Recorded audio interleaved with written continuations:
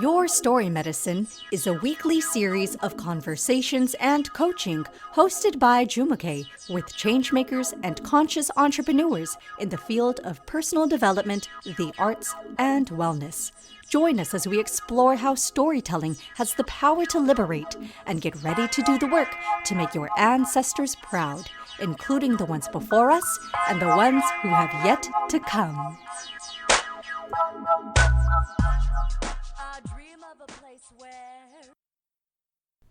Welcome to the rebirth of Your Story Medicine, the podcast where I, June Marissa Kaewsith, also known as Jumakae, get to interview people who have inspired me to walk this path as a storytelling coach, life doula, and creative entrepreneur while sharing my own journey with you along the way. For full disclosure, Jumakae is actually a combination of my first, middle, and last name, and was my artist alias back in my 20s, so I call on her as my playful alter ego. The song that you hear in the opening is an old track by baby Jumakae called Dream of a Place, probably written about 10 years ago, so I'm bringing her on this journey with me as a reminder to finish what it is I started. My ancestors are from Thailand, though I was born and raised in Chumash, Tongva territory, known today as Long Beach, California. My medicine as a storytelling coach is supporting changemakers and visionaries like you with finding clarity in your message and confidence in your speaking so that you can share your story, grow your business, and heal generations before and after you. And if the term business makes you queasy, replace it with legacy, because this work goes beyond business and is about embodying the future ancestors we are becoming, along with sharing the stories that will be passed down about how it is we chose to show up in this lifetime amongst adversity and challenges. By the way, I define challenges as opportunities for change.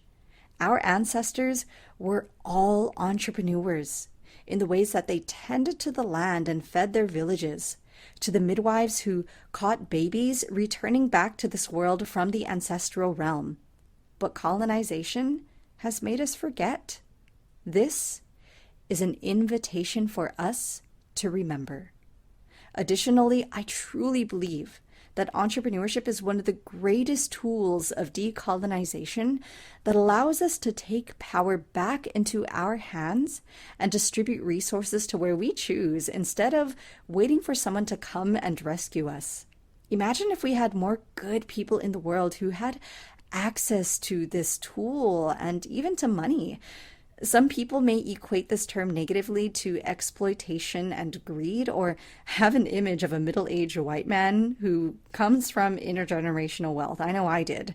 And as a result, we feel like total imposters even claiming this title. But the imposter is often a byproduct of larger systemic root causes that have made us believe our struggles of feeling like we're not enough are experienced in isolation. I've come to learn that being an entrepreneur is really about addressing a problem in the world and embodying the solution by creating a product or service to solve it. And for the artists, we are creating the world it is we want to see by allowing our imagination to guide the way while taking the radical and aligned action to birth it into the physical realm. In the words of a great ancestor, Grace Lee Boggs, solutionaries are today's revolutionaries. She also says, a revolution that is based on the people exercising their creativity in the midst of devastation is one of the great historical contributions of humankind. My intention for this space is that you walk away from these conversations feeling nourished, rejuvenated, and realigned with your Dharma. And perhaps you will excavate your own story medicine along the way. If shame dies in places where our stories are being shared, then let this be the portal to make that happen so that we can birth something new. I don't ascribe to being the voice for the voiceless, because you have a voice that you can use to speak for yourself. And if you can't speak, then write. And if you can't write, then move your body and dance. Regardless, we are all creators, alchemizing the pain of our past into possibilities for the future. Sometimes it just takes having or creating the platform to express ourselves so that we can be seen and heard instead of waiting for someone to provide that for us, such as this podcast. In my 20s, I spent a lot of time being angry at the world and the level of injustice that was created as a result of systemic oppression, from racism to sexism and all these other isms, which really helped me gain an understanding of how the world operates. And as a spoken word artist, with a lot of angry poetry, which I still read every once in a while, I had a challenging time identifying with other things. Also, aside from being a freelance artist with multiple hustles, the only full-time job I held was at a domestic violence agency where I worked as a rape crisis hotline counselor and community organizer, facilitating violence prevention workshops and inspiring people in my community, more specifically from the Southeast Asian diaspora, to start having these conversations with each other. But maybe my ideas were a little bit too radical, so it was exactly 4 years ago where my boss called me into her office for an emergency meeting, where her last words to me were, "You're a free spirit. You can go and be free now." Okay, what she really meant to say was, "You're fired." And within 2 weeks of being let go, I experienced the worst pain in my life, in my yoni. And if you don't know what a yoni is, you can Google it. It landed me in the emergency room without insurance, where I was only told by the doctors that they couldn't find what was wrong with me. But luckily, whatever I was going through was going to disappear on its own, which it did within a week. What the heck was happening to me? And also, who do I call if I no longer felt safe, especially from the very institutions that were meant to protect people like me or make me feel safe? And I want you to know that I strongly believe that many of these services are still so crucial. I'm talking about inside of nonprofit, from housing to job placement and accessible mental health support. But I needed to know that an alternative can exist for people like me who had a challenging time being able to follow the rules or respect authority. And as a result, I started to get curious about how it is that our ancestors healed themselves before we had hospitals and 1-800 anonymous hotlines. At the time, I was getting certified as a trauma-informed yoga teacher with the intention of bringing this practice back to my clients at my former job, but now I had to be my first student. And I connected what was happening in my body to the chakra system, where I learned that below our belly is where our sacral and our root chakra is located.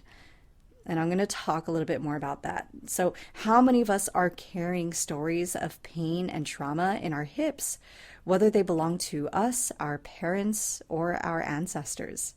And when are we ever taught how to release this, especially when most of us spend our lives in chairs or classrooms consuming information without learning how to listen to our body? So the root chakra represents security and belonging. And mine became disrupted when I didn't know where the money was going to be coming in, nor did I have a community where I felt like I belonged. And I also knew that supporting others in their healing was more than just a job with a paycheck, but was a spiritual practice. And I also knew that I could no longer do that without prioritizing my own healing. So my curiosity actually led me back to my motherland, which is Thailand, where my family is from, to study with a traditional Thai midwife. And she told me that the main tools she worked with are her hands, her heart, and the plants that she cared for. Mind you, majority of my classmates were white foreigners, so even I felt a little bit out of place in my own ancestors' land. Talk about feeling like a total imposter.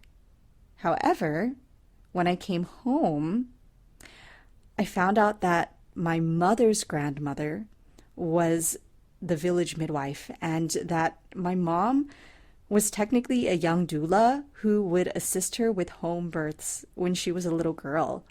By the way, today my mom is a retired nurse, so sharing these stories was also so healing for her as she remembered what life was like back in her village. She left when she was 14 years old, and so a lot of those memories she never really thought to share with me. She also never talked about her birth story, how I came into this world, until I asked. And her experience as an immigrant woman was pretty traumatic since she didn't have any family by her bedside. Everybody was back in Patalung, where she's from, including my grandparents, who raised me up until the age of 3 years old until they got homesick and went back. So I don't even think she had time to experience postpartum depression, because within 2 weeks of giving birth to me, she was back at work since the bills wouldn't pay themselves. I talk more about this in my TED Talk, by the way, called How to Connect with Your Ancestors, which you can find on my website.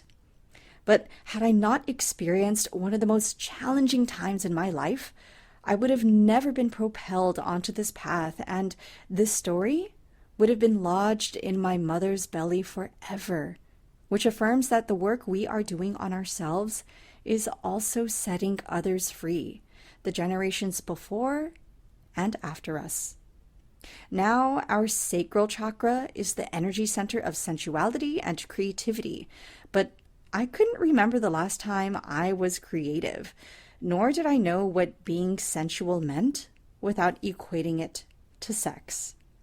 So with my free time, I took pole dancing classes where, for the first time in my life, I felt my own shame as a survivor slowly being released from my hips. Memories resurfaced from my childhood where my parents, who worked long hours, left me in the hands of the neighbor who offered to babysit me for free.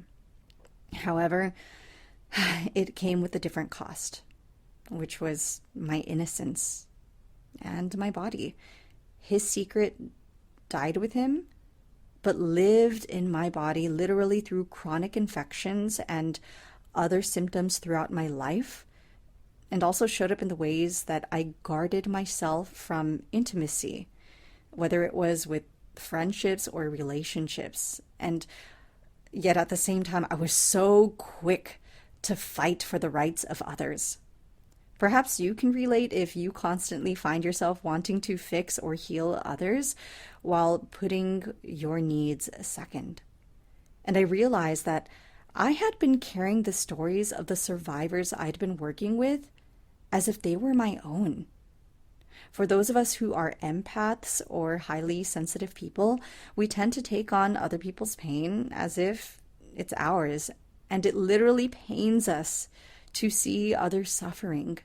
Side note, I believe that we are all empaths, but many of us have just forgotten along the way and have accumulated experiences or trauma that causes us to numb or dissociate ourselves from being able to feel. And for others, I've learned that trauma tends to blow up our energetic channels to where we may feel everything and not know how to control it, which is why I believe it is so important that many of us slowly start doing the work to learn about our ancestors' ways and how it is that they healed themselves and each other. And I've also been learning that the more I can intentionally focus on my joy and pleasure by nurturing my inner child while creating healthy boundaries with who has access to my energy, the more I can pour this feeling of abundance onto others. Because we can only pour from our overflow, not our reserve. I used to identify so strongly with the struggle, but it's something that I'm officially divorcing because it's not sexy and it makes my body contract. Shout out to Adrienne Marie Brown's Pleasure Activism. Great book if you have not read it yet. And I've sought out mentors who are teaching me to expand by embodying a new story that I get to create for myself. Hopefully, this also inspires you to know that you don't have to figure any of this out alone. I once saw a quote that says, "Ultra independence is a sign of trauma." So it's something that I've been learning to release. Our identities and our trauma do not define us, and our current situation is never our final destination. But it first must begin with the stories that we tell ourselves. By the way, this podcast is an evolution of my past online interview series that I launched 2 years ago by the same name, where I spoke to people in the wellness and coaching space who are using their business as a way to reclaim their ancestral medicine. And let me tell you, this path is not for everyone, but it will teach you about resilience and manifestation and how freaking powerful you are. My speakers include body workers, midwives, doulas, yoga teachers, artists, and therapists, so you can check out the previous interviews on my website where you might see some familiar names. Since that time, I was freed from my job during the peak of my Saturn return as I was approaching my 30s.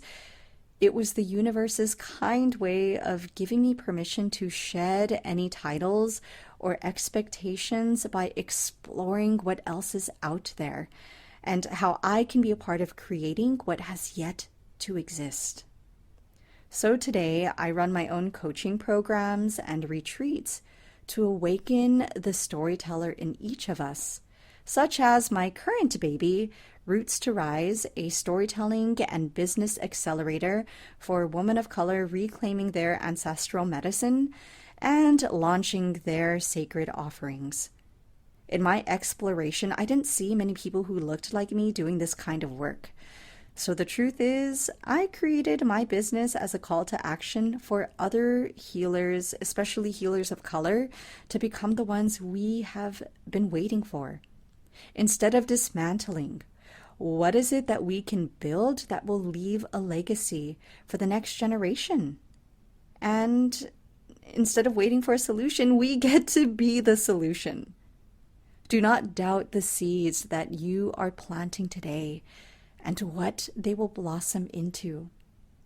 You'll be hearing a ton of stories from my friends who I'll be inviting to this sacred space, and please be kind as we are all remembering, reclaiming, and unlearning so much of what it is we've been taught together. You existed long before your birthday, since we were seeds in our grandmother's womb, hearing her secrets and prayers. So believe me when I say you are the answered prayer of the ones who came before you. Speaking of connection, I do have a private Facebook group for us to continue our conversations that you can visit at yourstorymedicine.com. Last but not least, one of the greatest gifts you can give is a review on iTunes during the first few weeks of this release so that we can amplify our voices and our stories. Beyond magic, there is a ton of resources that goes into making this possible and free for you. So this simple action of leaving a review will make the world of a difference in getting this labor of love out there. Push! Okay. I hope you enjoy raising this baby with me. And I'm also looking forward to hearing your story medicine, because someone out there is praying for your story to be heard.